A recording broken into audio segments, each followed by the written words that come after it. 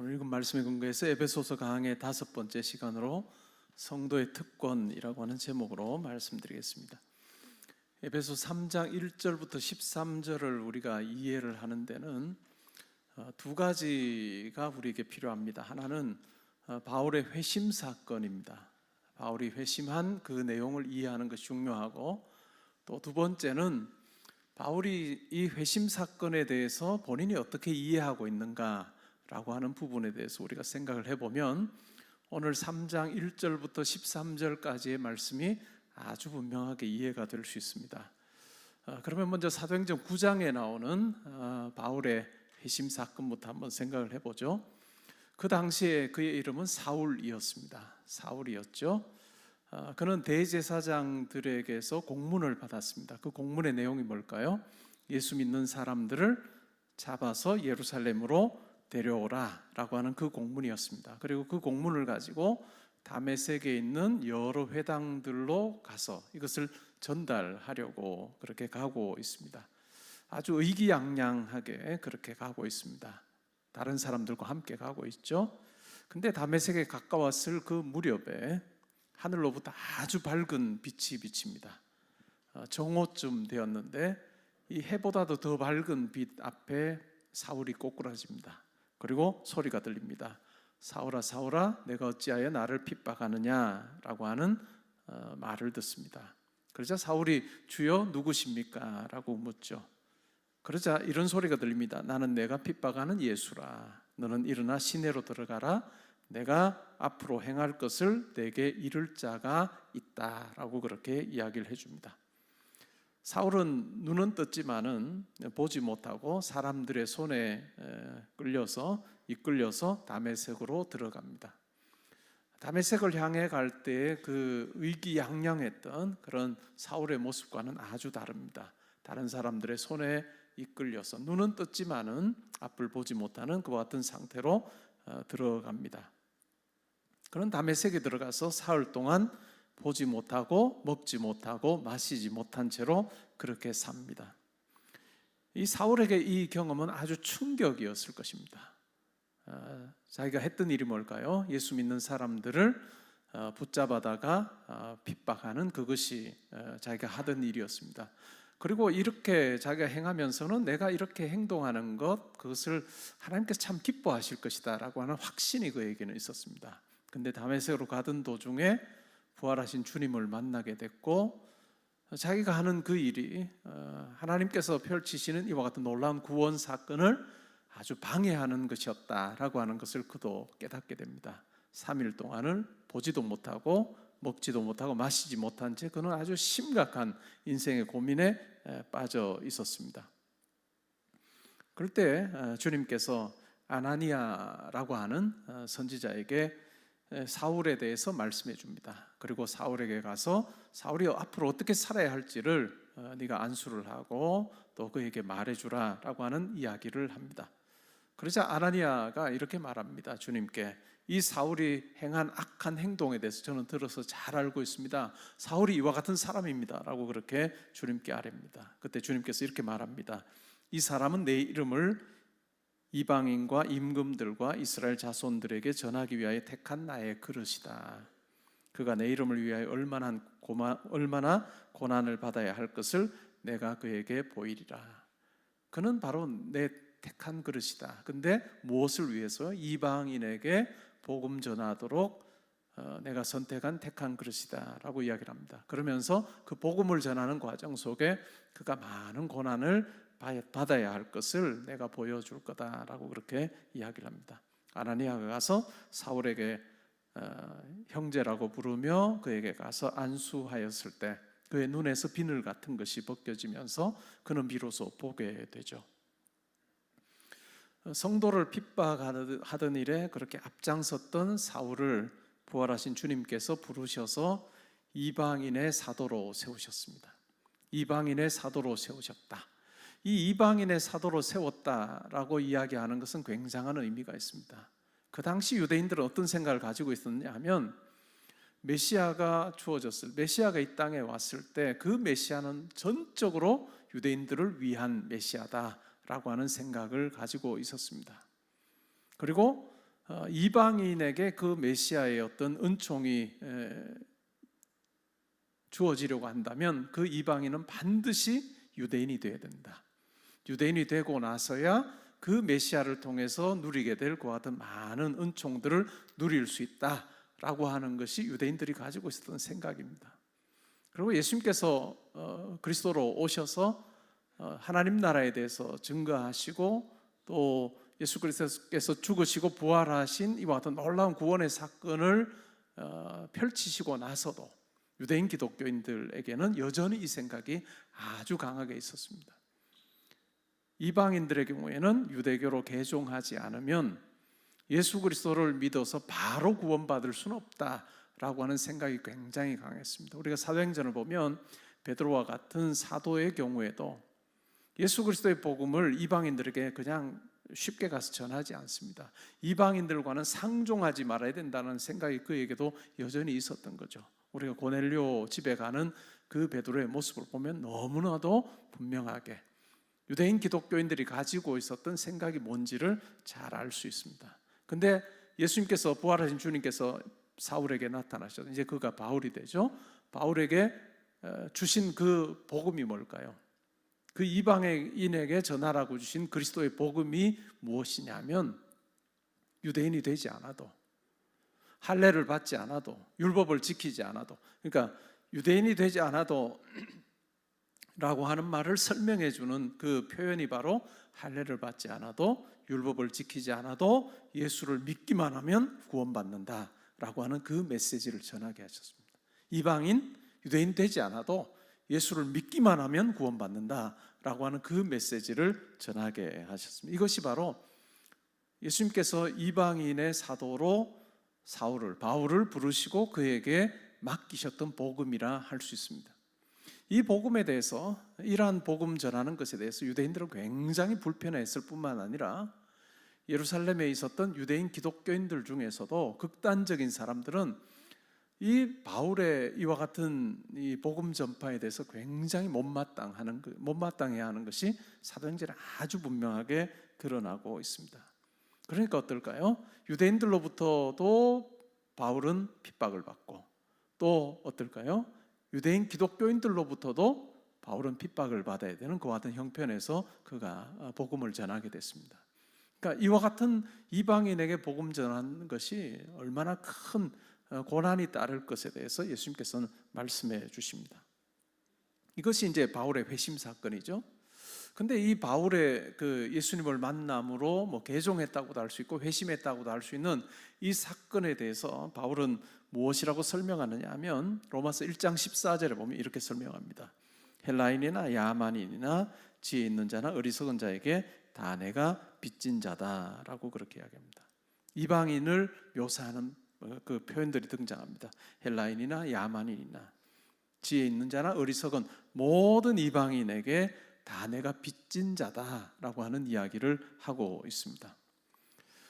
이 로마서 1장 14절의 말씀은 바울이 자기가 경험했던 그 다메섹 도상에서 만났던 예수 그리스도를 만남으로 그가 기독교인으로 구원받는 그 사건, 그뿐만 아니라 부활하신 주님께서 자기에게 맡겨주신 이방인의 사도로서의 그 사명이라고 하는 이 내용을 로마서 1장 14절에서는 빚진 자라고 하는 말로 풀어내고 있습니다. 내가 이방인들에게 빚진 자다라고 하는 이야기를 하고 있는 거죠. 이 이방인에게 빚졌다라고 하는 이 말을 다르게 생각해 보면 어떨까요? 예수님께서 나에게 이와 같은 구원의 은총을 베푸르신 이유가 있다면 그것은 바로 이방인들에게 복음을 전하도록 하는 그와 같은 이방인의 사도로 나를 삼기 위해서 나를 구원하셨다라고 하는 이야기죠. 근데 거꾸로 뒤집어서 생각해 보면 어떨까요? 만약에 나에게 이와 같은 사명을 맡기지 않으셨다면 어떤 결과가 있을까요?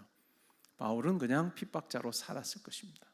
핍박자로 살다가 그냥 세상을 떠났을 것입니다. 그런데 예수님께서 나타나셔서 그를 이방인의 사도로 부르시고 또 이방인들에게 복음 전하는 그와 같은 일들을 하게 하셨다라고 하는 것은 거꾸로 뒤집어 보면 이방인들로 인해서 바울이 지금 구원을 받은 거예요. 내가 이방인들에게 복음제된 사명, 복음 전하는 사명이 나에게 주어졌고, 이 사명 감당하라고 예수님께서 나를 구원의 길로 인도하셨기 때문에 나는 이방인들에게 빚진 자들이다, 빚진 자다라고 하는 분명한 생각이 그에게 있습니다. 그렇기 때문에 바울은 복음을 전할 때 내가 전해도 되고 전하지 않아도 되는 이런 어떤 선택의 어떤 위치에 그가 있다고 생각하지 않고, 나는 부득불 전해야 된다, 이렇게 말합니다. 나는 이방인들에게 복음을 전할 수밖에 없는 존재다라고 그렇게 이야기를 하고 있습니다. 왜요? 그들에게 빚졌기 때문에 그렇습니다. 그들에게 복음 전하는 것 때문에 내가 구원받았기 때문에 나는 그들에게 빚진 자로 살고 있다라고 하는 이야기입니다. 이 빚진 자 사상이야말로 바울이 자기의 생애에서 수많은 어려움들이 있었음에도 불구하고, 많은 핍박과 고난을 당했음에도 불구하고 그가 멈추지 아니하고 끊임없이 복음 전하는 사명을 감당하는 그 일을 할 수 있던 원동력이라 할 수 있습니다. 이것은 우리에게도 마찬가지입니다. 이 바울의 이런 어떤 회심 사건과 또 사명을 가지게 되는 이러한 것은 우리 성도들에게도 아주 전형적인 사건으로 우리에게 주어집니다. 다르게 말하면 우리가 구원받고 내가 기뻐하고 내가 즐거워하는 그 차원만 있는 것이 아니라 뭘까요? 하나님께서 우리에게 구원이라는 것을 허락하신 이유는 바울이 이방인에게 빚진 자처럼 여기면서 살게 하셨던 것처럼 하나님께서 우리에게도 사명을 맡겨주시고 그 사명을 감당하는 빚진 자로 우리로 하여금 살게 하시는 것과 같은 부르심이 있다는 것을 우리가 기억할 필요가 있습니다. 우리가 신앙생활하면서 우리 인생의 바퀴, 제가 기도한 대로 우리 인생의 바퀴에 그냥 하나님의 은혜라고 생각하면 정말 흡족해하고 기뻐하고 즐거워하고 그것에 대해서는 온 마음 열고 내가 다 받아들이지만, 사명이라고 하는 것에서는 내가 해도 되고 하지 않아도 되는 것처럼 생각을 한다면, 은혜의 바퀴는 정말 큰데 사명이라고 하는 바퀴는 정말 작다면 그 마차는 어떻게 될까요? 앞으로 나가지 못합니다. 그냥 작은 바퀴를 중심으로 해서 계속 큰 바퀴가 밖으로 돌고 작은 바퀴가 중심에 있는, 그래서 뱅글뱅글 그 자리에 돌 수밖에 없는. 자, 우리가 신앙적으로 볼 때도 우리가 성숙하고 또 신앙인으로서 참 멋진 삶을 살기 위해서 이 인생의 우리 신앙생활 두 바퀴가 정말 균형을 잘 갖추어 있어야 된다라고 하는 이야기를 이 바울의 이 사건을 통해서 우리가 확인을 해볼 수 있습니다. 오늘 에베소 3장 1절부터 13절은 이 내용을 바탕으로 해서 이해를 해보면 어렵지가 않습니다. 한번 보시죠. 이방인들에 대한 비밀의 사역자 바울의 모습을 드러내고 있죠. 이러므로 그리스도 예수의 일로 너희 이방인을 위하여 갇힌 자 된 나 바울이 말하거니와, 그리스도 예수의 일로 너희 이방인을 위하여 갇힌 자 된 나. 이 에베소 교회 성도들에게 편지를 하면서 자기가 어떻게 해서 갇히게 됐는가에 대해서 지금 이야기를 합니다. 우리가 잘 아는 대로 그는 이방인에게 복음 전하는 것으로 인해서 유대인들의 아주 핍박을 받았죠. 그리고 뿐만 아니라 유대인 기독교인들로부터도 좋지 않은, 아주 극단적인 유대인 기독교인들로부터도 좋지 않은 그와 같은 대접을 받았던 사람입니다. 결국은 유대인들이 이 바울을 드로비모라고 하는 이방인을 데리고 성전에 들어갔다, 유대인 남자의 뜰에 들어갔다라고 그렇게 누명을 뒤집어 씌워서 결국은 바울을 체포합니다. 그래서 결국은 재판에 붙이죠. 결국 바울은 자기가 가지고 있는 로마 시민권을 활용을 해서 내가 황제 앞에 서야 되겠다, 황제에게 내가 재판을 받아야 되겠다라고 함으로 로마로 이송이 됩니다. 이 황제의 재판을 기다리면서 아마 이 편지를 썼을지도 모르겠습니다. 그리스도 예수의 일로 너희 이방인을 위하여 갇힌 자 된 나 바울이라고 이야기를 합니다. 이 자기가 갇혀 있으면서도 바울은 낙심하거나 절망하지 않습니다. 이것이 엄청난 거예요. 정신의학자였던 빅토르 프랭클이라고 하는 사람이 있습니다. 그는 1905년에 태어나서 1997년에 세상을 떠난 사람인데 오스트리아 빈에서 태어난 유대인입니다. 그는 이런 말을 했습니다. 사람은 이유가 있으면, 왜라고 하는 이유가 있으면 무엇이든지 견딜 수 있다. 그가 바로 유대인 학살 현장에서 생존했던 사람입니다.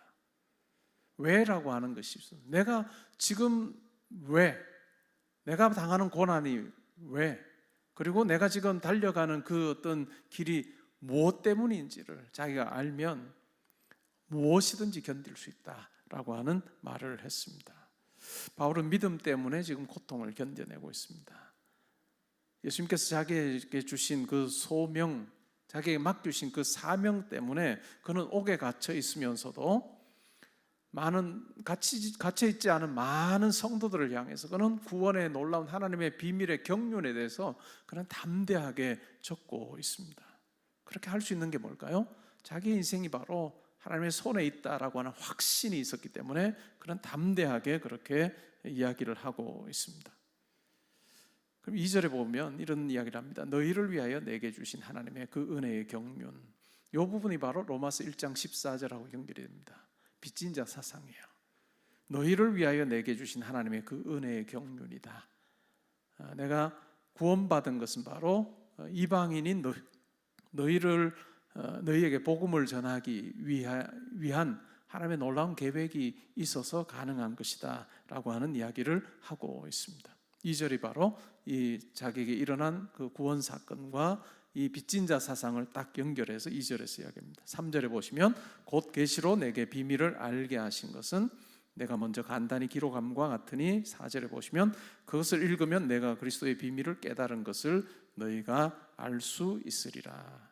그러면서 4절에 보니까 그리스도의 비밀이라고 이야기를 하고 있습니다. 근데 이 비밀은 어떠했을까요? 5절에 보시면 이제 그의 거룩한 사도들과 선지자들에게 성령으로 나타내신 것 같이 다른 세대에서는 사람의 아들들에게 알리지 아니하셨나니. 이 그리스도의 비밀이라고 하는 것은 구약 시대의 여러 사람들에게는 알려지지 않은 것이었다. 그런데 성령을 통해서 사도들과 복음 전하는 선지자들에게 성령께서 알려주신 거다라고 그렇게 이야기를 하고 있습니다. 그러니까 감추어졌던 것이 이제 드러났다라고 하는 이야기를 하는 것이죠. 6절에 보면 그 비밀이, 그리스도의 비밀의 내용이 나옵니다. 그 비밀이 뭘까요? 6절에 이렇게 말합니다. 이는 이방인들이 복음으로 말미암아 그리스도 예수 안에서 함께 상속자 되고 함께 지체가 되고 함께 약속에 참여하는 자 됨이라 라고 하는 이야기입니다. 이방인들, 우리가 에베소서를 우리가 공부할 때는 먼 데 있던 그들이었습니다. 거리로도 보면 하나님으로부터 멀리, 하나님의 임재에서는 가장 가장자리에 있었던 사람들이라 알 수 있고, 아니면 모든 은혜나 또 약속이나 이러한 것으로부터 완전히 그냥 배제되었던 그 같은 사람들이었습니다. 근데 그와 같은 사람들이 어떻게 되는 거죠? 이제 복음으로 말미암아서 그리스도 예수 안에 함께 상속자가 되고 함께 하나님께서 약속하신 것을 받아 누리는 자가 되고, 또한 함께 지체가 되고 한 몸의 지체가 되고 또 약속에 참여하는 자가 되는 이와 같은 것이 바로 이방인을 향한 놀라운 그 비밀의 내용이다라고 이야기를 하고 있습니다. 그리고 7절에 보니까 이 복음을 위하여 그의 능력이 역사하시는 대로 내게 주신 하나님의 은혜의 선물을 따라 내가 일꾼이 되었다. 그러니까 은혜의 선물이라고 하는 것과 일꾼이라고 하는 것이 계속해서 이어서 나옵니다. 그러니까 바울의 신앙생활을 보면, 사역을 보면 은혜의 선물이라고 하는 것으로 그치지 않고 항상 자기에게 주어진 사명과 연결돼서 내가 그래서 일꾼으로 내가 부름받아서 사역하고 있다라고 하는 이야기를 합니다. 8절에 보시면요, 모든 성도 중에 지극히 작은 자보다 더 작은 나에게.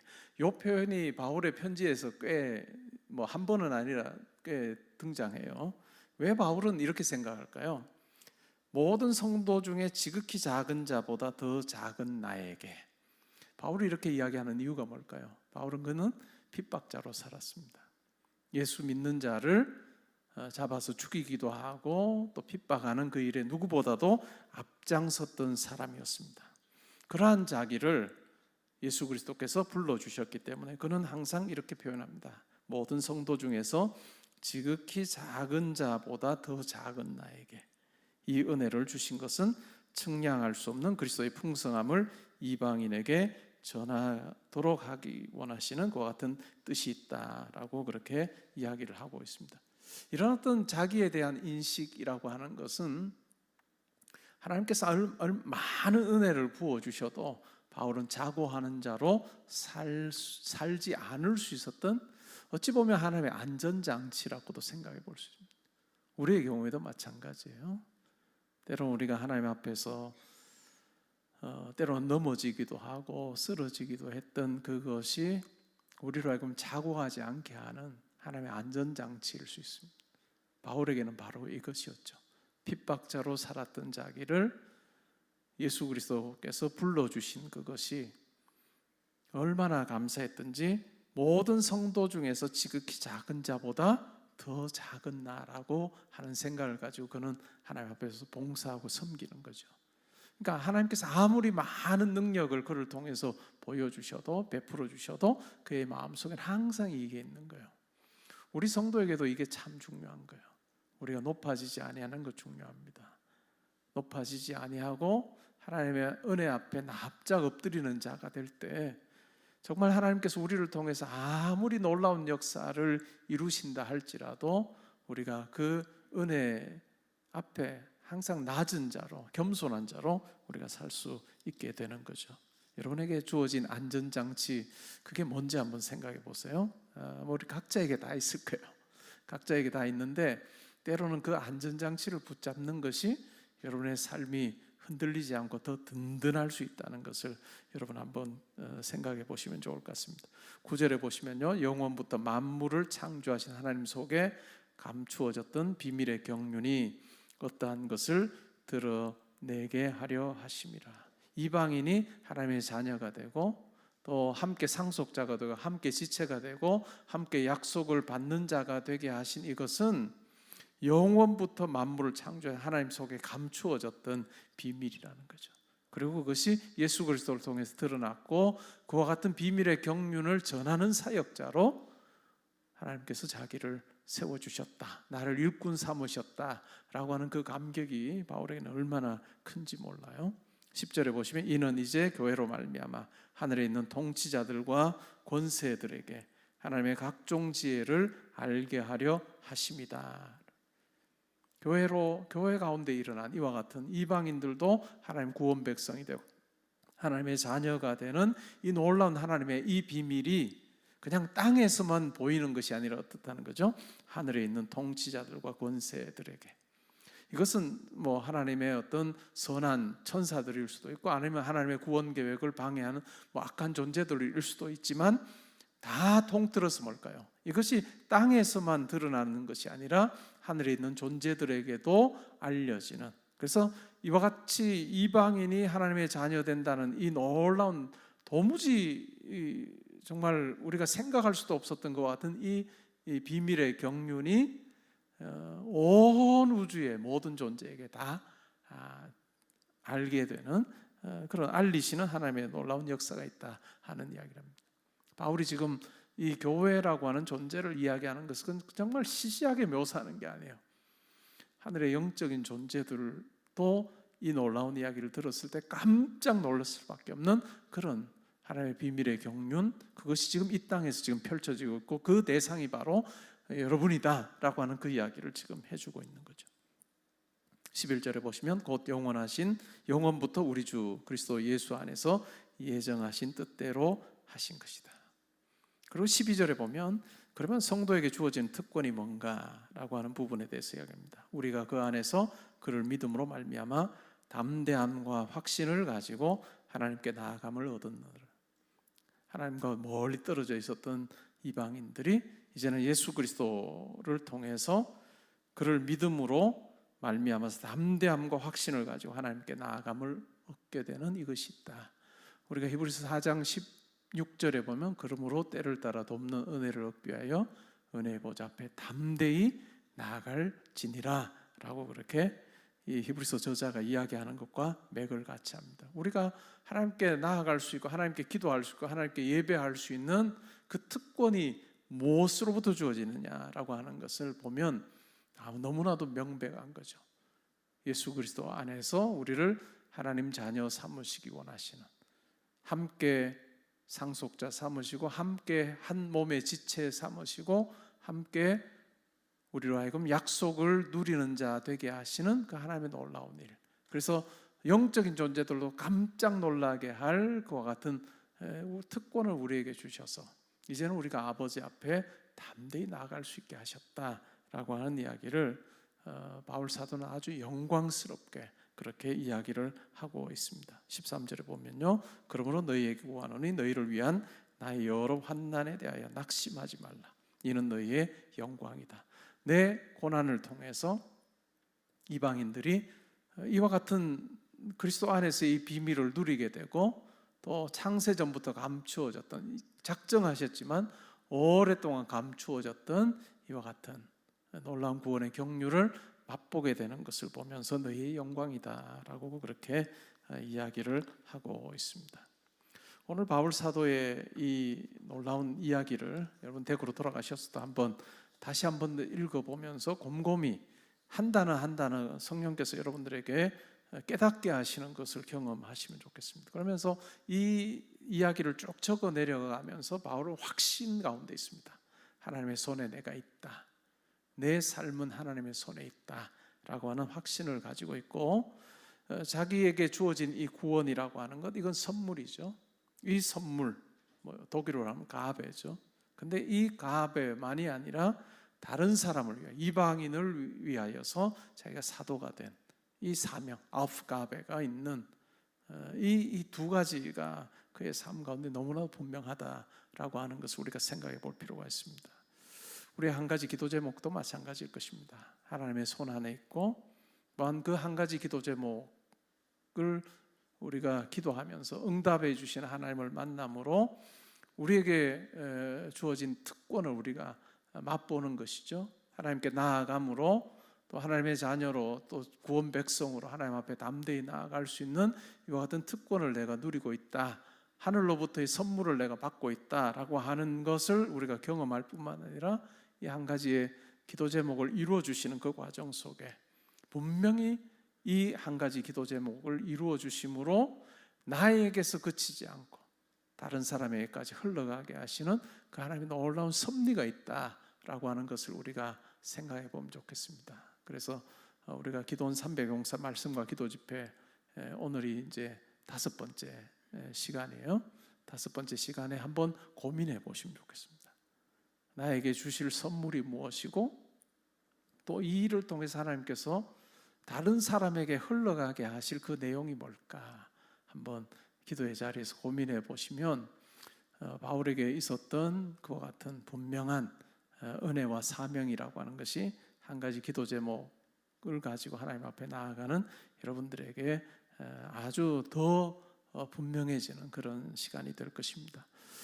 저에게는 한 가지 기도 제목은 항상 하나님을 만나는 참 중요한 도구였던 것 같아요. 우리가 살면서 많은 기도의 제목들이 있죠. 근데 특별히 이 가을에 한 가지 기도 제목을 가지고 하나님 앞에 나아가고 내 마음에 가득 채우고 하나님 앞에 간구할 때 저에게는 자주 물으세요. 제 마음에 제가 한 가지 기도 제목으로 나아갈 때 하나님께서 제가 그것을 구하는 그 목적이 무엇인지를 물으실 때가 많습니다. 내가 그거 이루어주면 너 뭐 할 건데? 라고 제 마음속에 물으신 적이 너무 많아요. 그러면서 이제 다시 생각하게 되는 거죠.